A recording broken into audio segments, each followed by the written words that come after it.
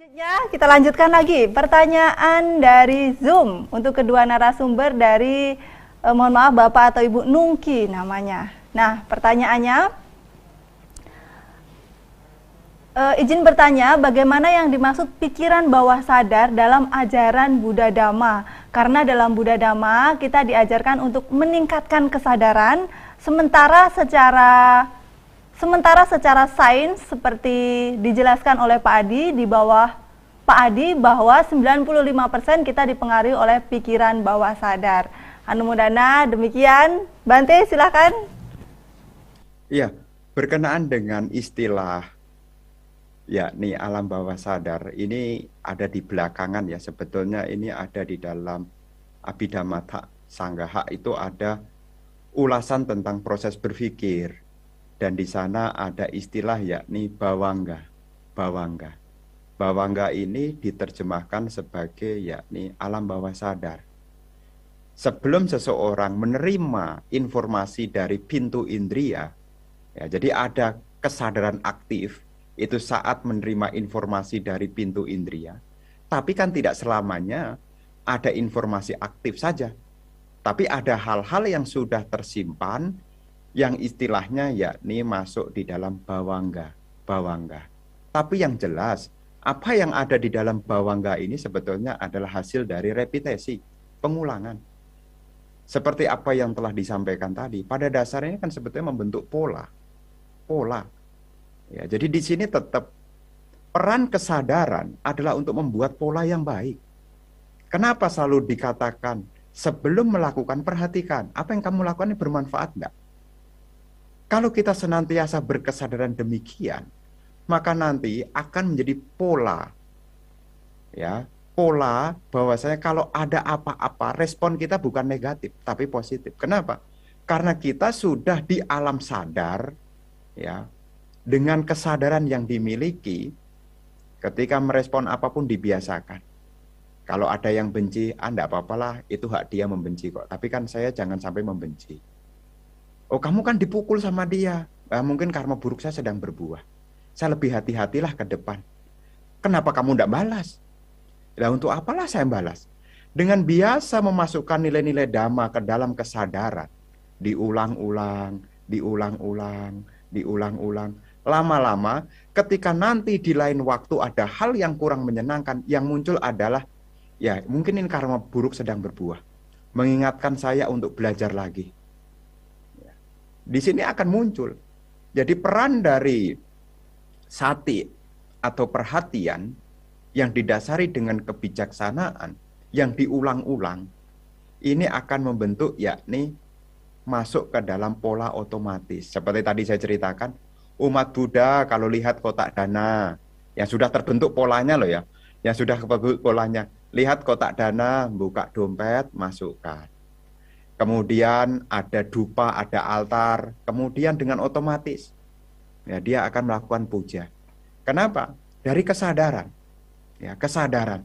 Tanpa diawasi, tanpa diiming-imingi, dia sudah melakukan.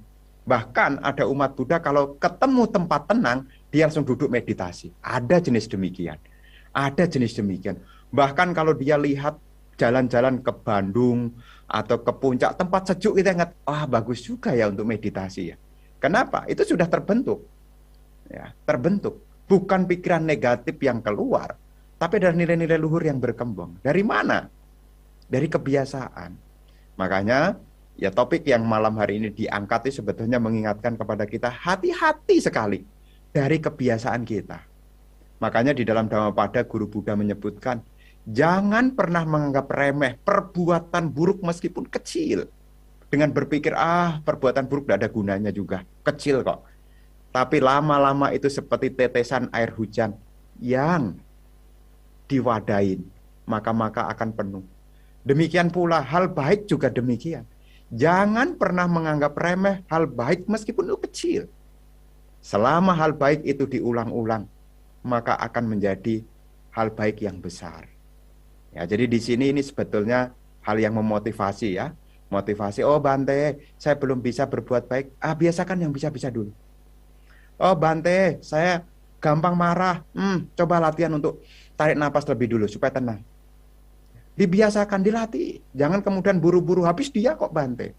Nah, kalau kita dikit-dikit nyalahkan, dikit-dikit nyalahkan, yang diperkuat apa? Dikit-dikit nyalahkan.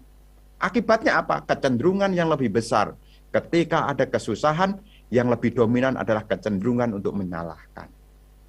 Jadi bukan otomatis, tapi itu sebetulnya ada awalnya. Dari apa yang kita lakukan, kemudian merasa nyaman, diulangi, diulangi. Hati-hati sekali dengan kebiasaan, hati-hati sekali. Begitu ya. Baik, Dokter Adiwe, bagaimana pandangannya perihal hal ini? Silahkan, Dokter. Saya setuju mengikuti apa yang sudah Bante sampaikan. Saya rasa itu sudah cukup, sangat jelas itu. Terima kasih. Ya, ke pertanyaan yang keenam, yaitu dari raise hand Bapak Joni. Selamat malam, Bapak Joni. Ya, selamat malam, Bapak Joni. Boleh diinformasikan terhubung dengan kami dari mana malam ini? Saya Joni dari Medan. Oh, oke, silakan. Dan selamat Bante. Saya ada pertanyaan, bagaimana cara merubah pola ya atau pikiran bawah sadar yang sudah kuat, apalagi pandangannya ini yang dimiliki adalah pandangan salah ya, yang dianggap benar. Dan satu lagi, apakah seseorang yang mencapai sotapanna itu sudah memiliki pandangan benar dalam hidupnya, itu tidak akan ada pandangan salah lagi? Terima kasih.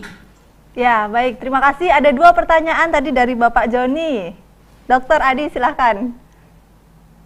Oke, saya perlu tahu lebih spesifik ya, yang dimaksud dengan contoh pandangan yang salah itu apa gitu. Jadi dengan itu baru saya bisa memberikan respon yang lebih tepat. Soalnya kalau tidak itu kan saya bisa berasumsi dan itu nanti bisa tidak tepat. Bisa nggak dijelaskan yang dimaksud dengan pandangan tidak benar itu apa? Atau pandangan salahnya itu apa gitu? Ya, Bapak Joni, silahkan. Contohnya mungkin seperti seseorang mempunyai mata pencaharian yang salah, tapi itu dianggap yang bisa menguntungkan dia atau mensejahterakan dia sendiri. Mungkin seperti itu. Oke, dia punya mata pencaharian yang salah, tak bisa.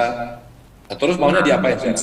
Di sisi lain kan, di sisi lain itu mensejahterakan dirinya sendiri. Namun yang dijalani mata pencahariannya itu adalah mata pencaharian yang tidak benar. Lebih spesifik, tidak benar itu apa?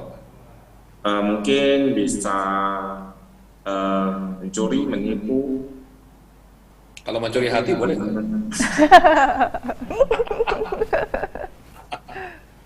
Oke, saya paham. Perbuatan lain yang memang dan normalnya itu nggak benar.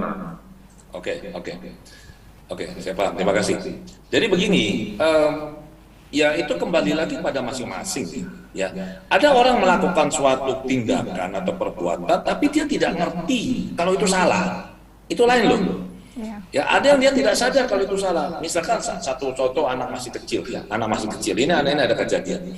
Anak masih kecil, katakanlah usia 2 tahun, dia ikut ke ibunya ke supermarket dan dia lihat di situ, aduh ada banyak permen. Kemudian secara refleks itu dia ambil permennya, dimasukin kantongnya, dimasukin celananya. Dan setelah itu dia dengan yakin sekali tanpa ada perasaan bersalah, dia jalan keluar melewati kasir. Itu bukan pencurian. Itu adalah sebuah tindakan yang dilakukan dan anak ini tidak tahu kalau itu tidak boleh. Tugasnya orang tua untuk memberitahu, nah itu tidak boleh. Itu barangnya orang. Sebelum kita bayar itu belum menjadi miliknya kita. Jadi penanaman pemahaman mengenai baik, buruk, benar, salah itu harus diberikan kepada si anak.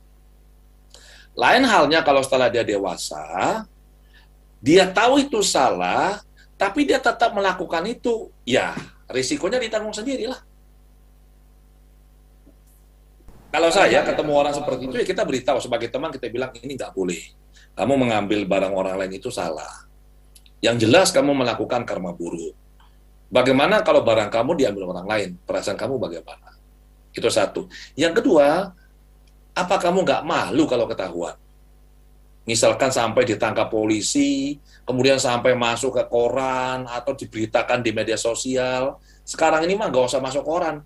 Begitu ada berita, di foto, masuk video, itu nyebar kemana-mana itu. Apa nggak malu? Nah, itu saja kita beritahu sudah cukup. Tapi kalau dia bilang, nggak apa-apa kok, saya tetap mau melakukan, ya sudah, itu pilihan masing-masing kok. Ya, tapi kalau dia punya pemahaman yang baik dan benar mengenai apa yang boleh, apa yang nggak boleh, secara moral mana yang baik, mana yang tidak baik, ya, mana yang buruk. Kalau dia tahu itu, dia pasti tidak akan melakukan hal-hal yang tidak baik. Ya, itu kembali kepada pendidikan di rumah sebenarnya. Demikian. Ya, Bante silahkan.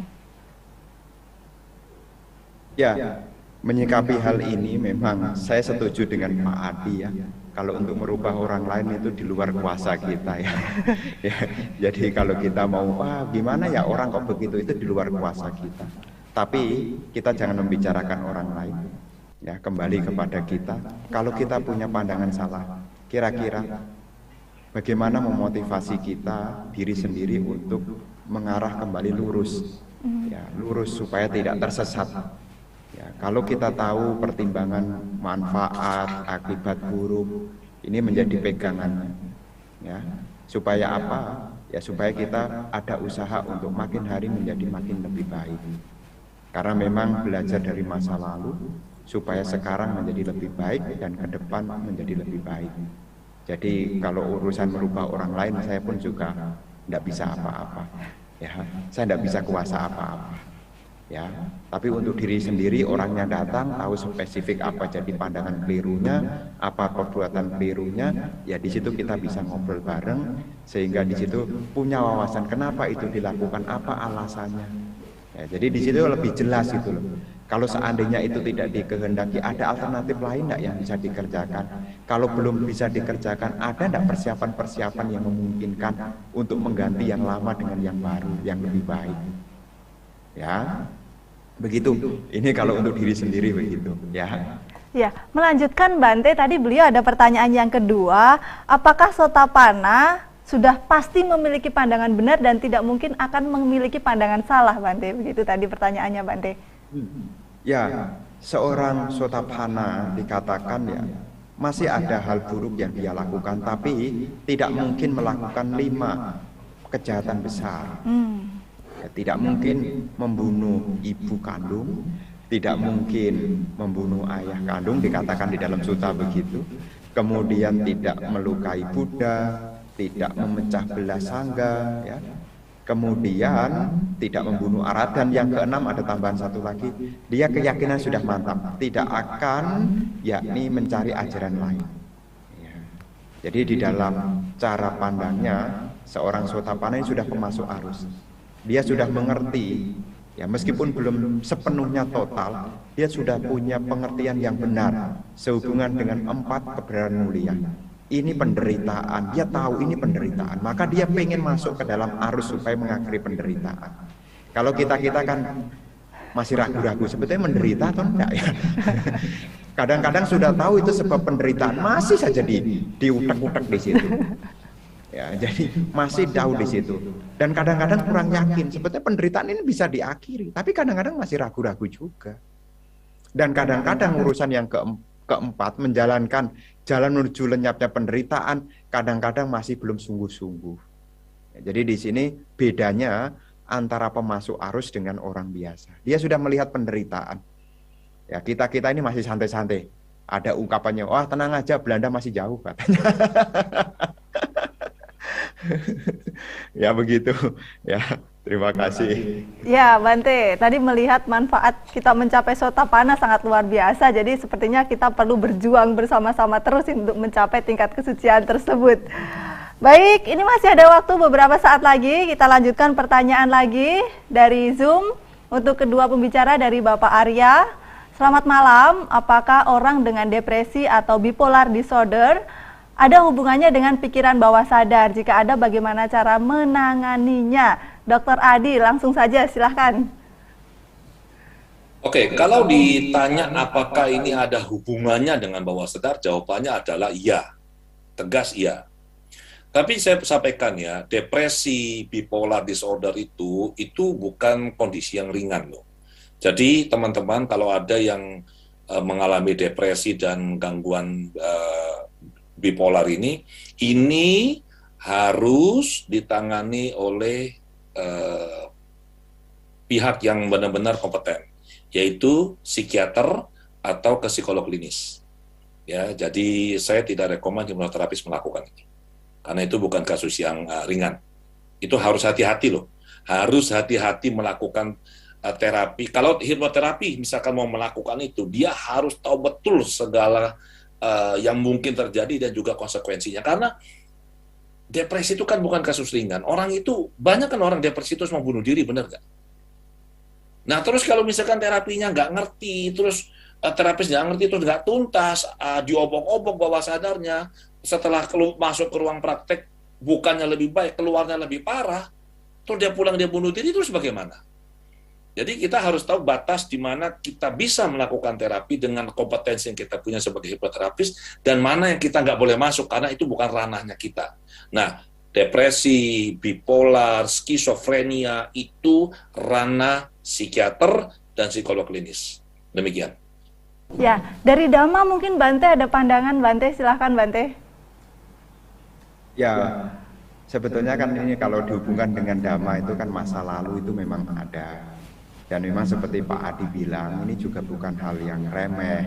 Karena ini juga ada hubungannya juga dengan yakni tidak hanya faktor pikiran juga, tapi juga ada pengaruh dari hormonal juga. Makanya ini tidak bisa dianggap sepele. Ya, kapan hari ada orang yang tanya, kemudian dia minta, Bante ajarin meditasi Bante untuk mengatasi bipolarnya. Setelah saya cerita-cerita, saya bilang, wah ini tidak bisa. Saya bilang, ini harus tetap dengan tenaga medis, karena sudah ada turunan dari orang tua. Ya, kecuali musuhan sama orang bisa dinegosiasikan. Tapi kalau sudah dirunut ceritanya seperti Pak Adi tadi, ya harus ya kita refer kepada yang lebih kompeten di bidangnya, begitu. Ya. Ya, Bante dan Dokter, ini mohon izin melanjutkan pertanyaan 2 lagi atau 3 begitu, karena banyak sekali umat yang antusias ini ingin bertanya, jadi kita pilih-pilih juga pertanyaannya yang mungkin ini juga mewakili pertanyaan yang lainnya, Dokter dan Bante. Baik, pertanyaan dari Bapak Salim untuk kedua narasumber. Apakah pikiran bawah sadar bisa digunakan untuk mencapai kesuksesan? Jika iya, apa faktor yang dibutuhkan agar pikiran bawah sadar lebih kuat dan lebih cepat terrealisasi? Apakah butuh namanya timeline agar pikiran bawah sadar lebih cepat terrealisasi? Terima kasih. Silahkan Dr. Adi, ini bertanya kepada Dr. Adi. Oke, jadi begini ya, tadi sudah saya jelaskan bahwa di pikiran bawah sadar itu tempatnya belief atau kepercayaan, ya. Salah satunya ya itu adalah tempatnya belief atau kepercayaan. Sekarang, kalau kita punya belief negatif yang menghambat hidup kita, satu contoh mudahnya begini. Kalau seseorang itu percaya bahwa dirinya bodoh, kira-kira dia mau belajar nggak? Nggak mau. Buat apa belajar? Saya memang sudah bodoh kok. Belajar pun nggak ada gunanya. Nanti apa? Nggak bisa masuk nih otak saya ini, buntu nih otak saya ini. Kalau dipaksa belajar, nanti otak saya sariawan, keriting nanti rambut saya, katanya begitu. Jadi, kalau dia sudah percaya sesuatu ide yang menjadi belief ini, dia percaya dengan sungguh-sungguh, itu adalah kebenaran versi dia. Dan belief ini, kepercayaan ini akan mencipta realita. Ingat ya, bahwa sadar itu adalah ranah sebab, pikiran sadar itu adalah ranah akibat. Jadi kalau di bawah sadarnya adalah saya bodoh, saya nggak bisa, saya nggak mampu, yang terjadi adalah pikiran sadarnya akan merealisasi itu. Jadi apabila kita bisa mengganti program yang tidak baik ini, ya paling mudah adalah saya dulu pernah bantu seorang anak SD kelas 5 yang dicap anak idiot oleh gurunya. Orang tuanya juga bilang anaknya bodoh karena nggak bisa menghafal materi pelajaran, ya. Dan itu kasihan sekali anak ini, tertekan sekali anak perempuan. Ketemu saya bilang nggak ada anak bodoh tuh, semua anak pintar. Oh, ibunya bilang, tapi anak saya nggak bisa hafal, Pak. Saya mengajar dia, apa gunanya menabung? Dia nggak bisa hafal, saya ngajar pun sampai bisa hafal. Saya bilang itu karena Anda mengajarnya salah dan Anda memasukkan data nggak benar pada anak Anda bahwa dia itu bodoh. Saya otak-atik pikirannya sehingga data bahwa dia bodoh itu saya anulir, kemudian saya ganti dengan data bahwa dia itu adalah anak yang pintar, software-nya sudah saya ganti, kemudian saya menulis 20 kata acak, rumah, gudang, pesawat, basoka, gunung, merpati, hotel, beca, Surabaya. Saya tulis 20 kata acak yang anak ini sama sekali tidak mungkin bisa hafal. Tapi saya mengajarkan strategi untuk bisa menghafal dan mengingat ini. Setelah itu, di depan ibunya, anak ini bisa menyebutkan 20 kata acak dari awal 1 sampai 20, kemudian dari 20 mundur ke nomor 1. Ibunya melongo. Dan ibunya bilang, berarti anak saya nggak bodoh. Enggak, Bu, maaf, yang bodoh itu Anda, saya bilang. Karena Anda nggak ngerti potensi anak Anda. Dan anak ini akhirnya lulus SD dengan nilai gemilang. Ya, jadi kalau kita bisa mengubah program yang ada di bawah sadar kita, maka program ini akan mendorong kita, mendrive diri kita untuk bisa mencapai sesuatu. Satu contoh lagi, soal belief ya. Ada orang, oke di sini coba teman-teman ngaku yang susah diet siapa? Ayo angkat tangan yang susah diet ya. Ada yang percaya begini, aduh Pak Adi, saya ini kok susah sekali kurus. Kenapa? Karena keturunan sudah Pak Adi, saya ini keturunan ini. Itu satunya sudah percaya dia keturunan. Oke, terus apa lagi? Saya Pak Adi, saya tuh minum air putih saja saya gemuk loh. Coba ada yang kayak begitu. Yang lebih parah lagi apa? Pak Adi, saya menghirup udara aja, napas, itu berat badan saya naik. Cilaka nggak kalau kayak begitu? Saya bilang itu belief Anda, itu mendrive diri Anda, sehingga Anda akan terjadi seperti Anda yakini. Nah, kalau kita bisa mengubah itu, program itu, maka reaksinya akan seturut program barunya. Ya, jadi dia bisa menurunkan berat badannya dengan mudah. Jadi kalau ditanya apakah dengan kita otak-atik kita bisa mencapai goal atau tujuan kita dengan mudah, jawabannya ya.